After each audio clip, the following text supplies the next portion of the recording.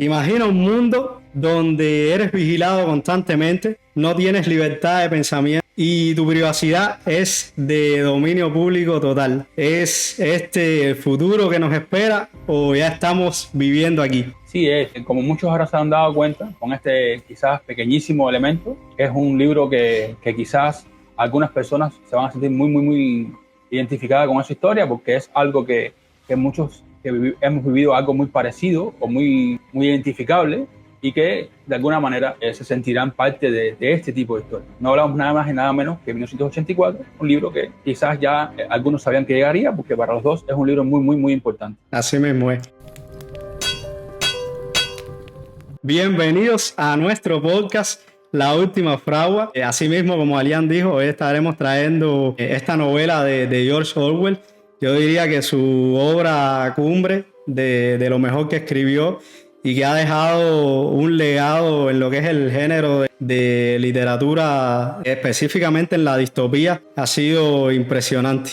Sí, es ese tipo de historia que no importa tu ideología que tengas, si eres de izquierda, si eres de derecha, si eres de centro, si eres terraplanista, si lo que sea. Si en la cienciología, lo que sea, va a aportar un elemento importante de desarrollo humano, porque vas a ver cosas que tú vas a decir, uff, sí, qué bien hecho está esto, o sea, porque está en el límite exacto de lo posible. Exacto. Y de la proyección humana, es esas cosas buenas que hace la ciencia ficción. Es un estudio profundo de la naturaleza humana. De la naturaleza humana y la naturaleza del poder. Y de la naturaleza del poder, sobre todo de los regímenes totalitaristas, que es lo que más...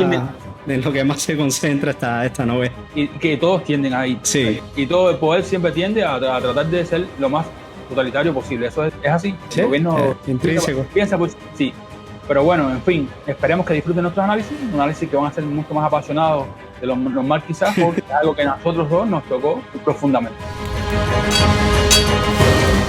Para ir entrando un poco ya en contexto de lo que es esta obra, 1984, ya hemos dicho que es una obra de George Orwell. Esta novela fue publicada en 1949 y emergió como una respuesta, digamos, tanto sombría a los regímenes totalitaristas que se han visto ahora en la época moderna. Sí, él salió de la guerra. Bueno, salíamos casi hacía muy poco del fascismo, de doctrina nazi, del control del Estado sobre el individuo, y se apropiaba de todo. Y en ese mismo momento estaba la Unión Soviética con Stalin al poder, que también hacía eso, y en Estados Unidos también habían tendencias un poco al control del individuo en su lucha contra el comunismo. De hecho, él fue perseguido por su ideología, a pesar de que era una persona que no era de doctrina comunista, y tenía cuestionamientos acerca del funcionamiento de la sociedad. Escribió esta novela, de hecho, mientras estaba siendo así, perseguido. Y sin embargo, una de sus historias más representativas también es Rebelión en la Granja, que es una crítica total. Como decíamos antes, fue muy criticado por ciertos sectores de Estados Unidos, y además el marxismo lo persiguió, pero una de sus obras cumbres también, en determinado momento, es Rebelión en la Granja, que es una crítica fuerte a la figura de Stalin y a todo el movimiento comunista soviético. Y además es también una historia súper interesante. Lo que nos dice también que quizás fue un autor que en vida fue muy pocamente premiado, no fue considerado por casi ningún elemento. Sí. Algunas personas lo tenían como un referente, pero no era alguien que mencionara en los círculos académicos, ni se mencionara su nombre de forma...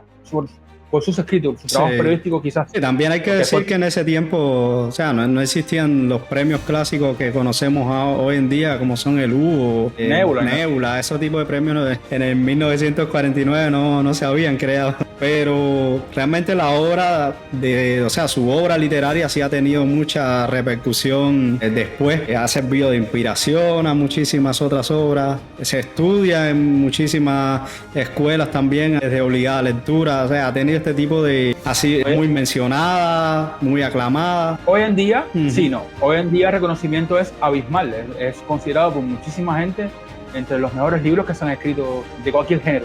Eso es de hecho el tipo de historia que mucha gente que no lee ciencia ficción o fantasía dice, yo sí me leí eso y sí me gustó. Y que casi todo el mundo conoce, y escapa totalmente de los límites de la ciencia ficción o la fantasía, todas esas cosas que nosotros también traemos, porque realmente es una obra cumbre de la humanidad en mi criterio y en el de muchas otras personas.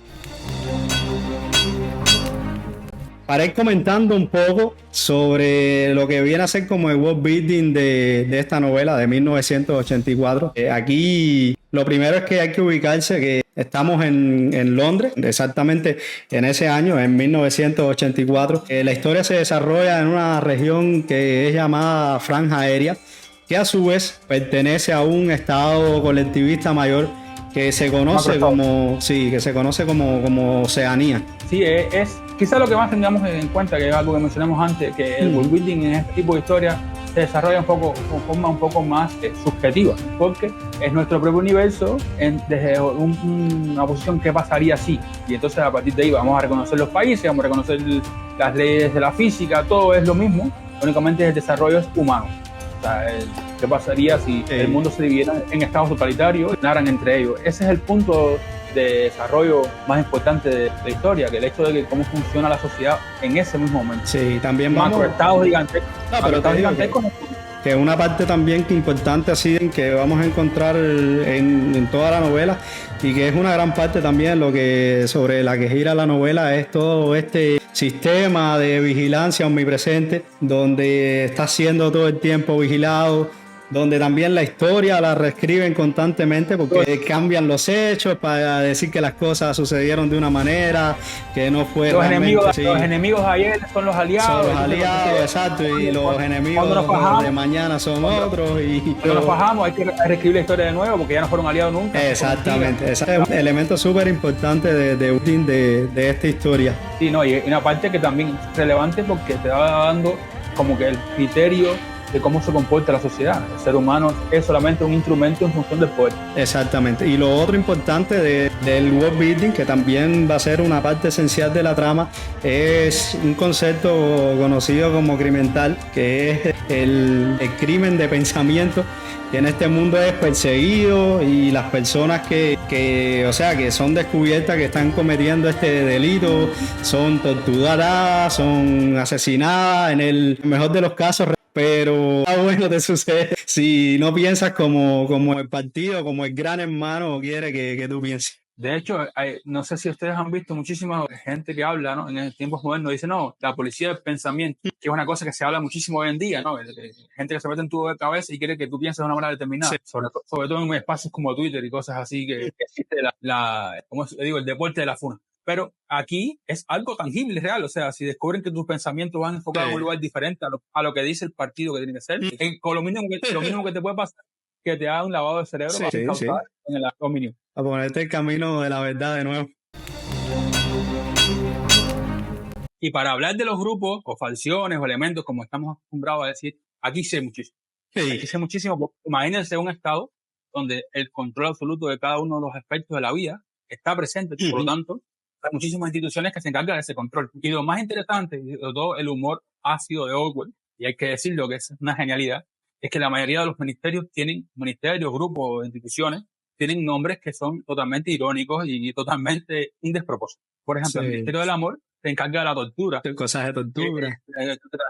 El Ministerio de la Verdad se encarga de reescribir la historia en se ajuste al momento histórico que el partido quiere que esté. Presente que el partido quiere que la gente siga. Y la policía del pensamiento también se encarga de que el pensamiento, que supuestamente debe ser libre, tenga el pensamiento que necesita el partido que tenga en ese momento. Es una cosa que es extremadamente bien desarrollado. Una de las mejores cosas que tiene quizás es la idea son las instituciones que hacen posible el control del Estado sobre la sociedad. Sí, se van a dar cuenta que esto está de fondo es una realidad muy posible hoy en día. O sea, sí. Tienen otros nombres, pero... Exacto, te puedes encontrar con muchos nombres, pero por ahí anda la cosa. Por supuesto, en 1984, al ser este tipo de mundo que son estados totalitaristas y todo esto, vamos a encontrar la mayoría de las facciones, como ya tú dijiste, son facciones que están dedicadas al control de la población, de las consignas, de cómo piensa la gente y de cómo hacer que la gente siga ahí pensando de esa misma manera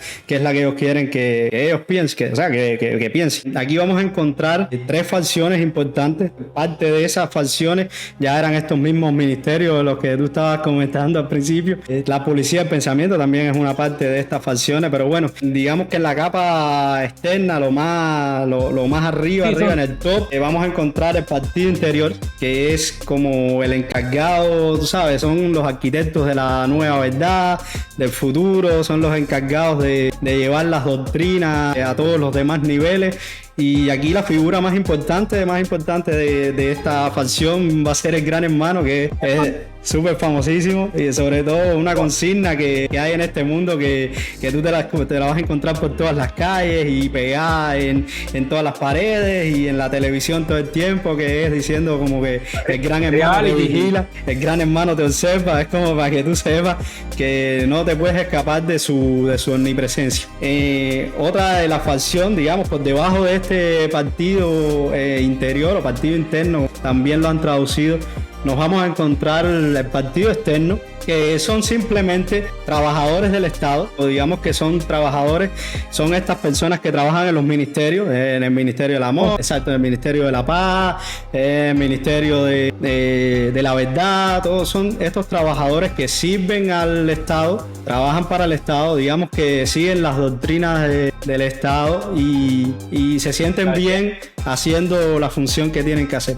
Y entonces la capa más baja, que es lo más, digamos, la masa, vamos a encontrar una facción que es la facción más común, que es llamada en este libro la prole, que son el proletariado, o sea, la gente común, la gente a la que tiene que seguir todas estas doctrinas, la gente que hace la demás fuerza de trabajo, los que producen en los demás, exacto, los demás lugares, y a los que los tienen, tú sabes, los mantienen ahí pobres y adoctrinados como y con hambre y a migaja, para que no puedan pensar en nada más que no sea en sobrevivir, en seguir las doctrinas estas del Estado. Y encima de esto siempre hay la idea esta del enemigo cercano, del enemigo externo que está ahí, que nos ataca, que nos manipula, y que viene a ser una suerte también como de, digamos, una idea, como una cosa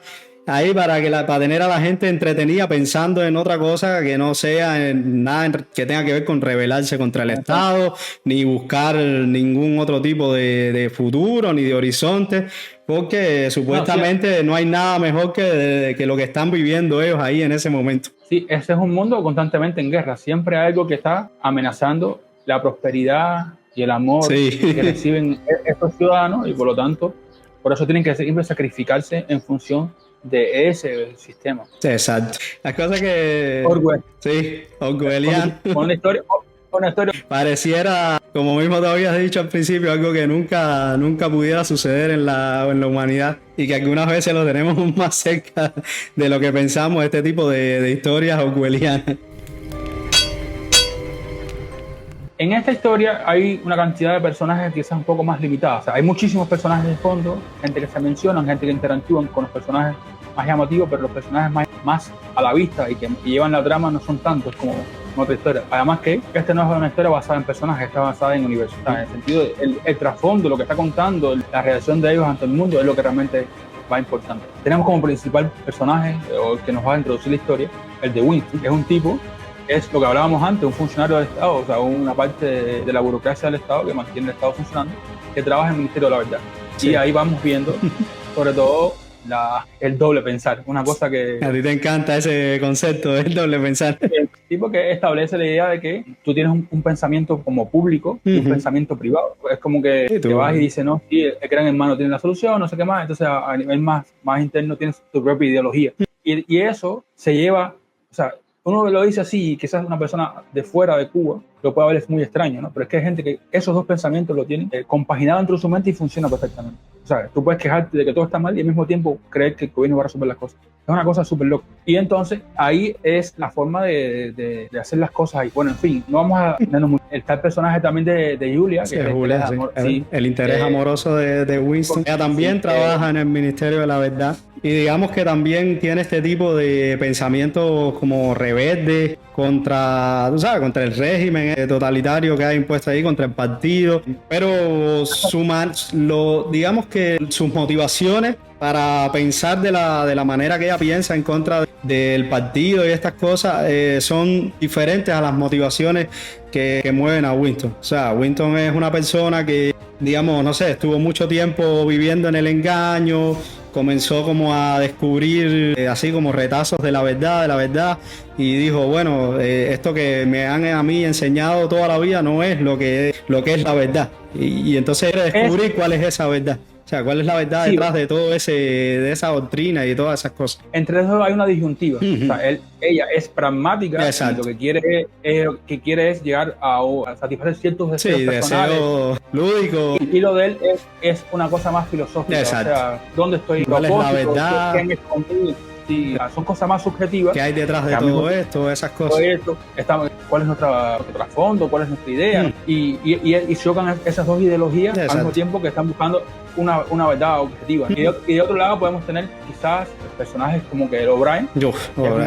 Super personaje. Este tipo es un tipo súper carismático, súper simpático. Es un tipo que ahí abierto, cuéntame todo lo que tú quieras, yo te apoyo, estoy contigo, vamos para aquí, vamos para allá, vamos a buscar aquí donde está la verdad, pero realmente termina siendo uno de los personajes más interesantes de esta historia. Y que desencadena un final un poco... Exacto, que no es lo que se esperaba. Y de otro lado tenemos quizás el personaje más omnisciente y menos visible de la historia. Sí. Que es el gran hermano. Menos visible, pero más mencionado al mismo tiempo, ¿verdad? Y más temido también. Es omnisciente porque todo el mundo habla de él, todo el mundo lo menciona, todo el mundo está... Está en todos los carteles, está en todos los televisores, está en todas partes. El gran hermano. Y ese figura simbólica, porque nunca sabemos si realmente existe, que todo el tiempo está presente en la ideología política del lugar. Es un tipo una tipa, no sabemos. No se sabe, no sé si es un grupo de personas, si es una persona en específico, si es qué cosa es, nunca se dice. Simplemente está ese concepto, es un simbolismo,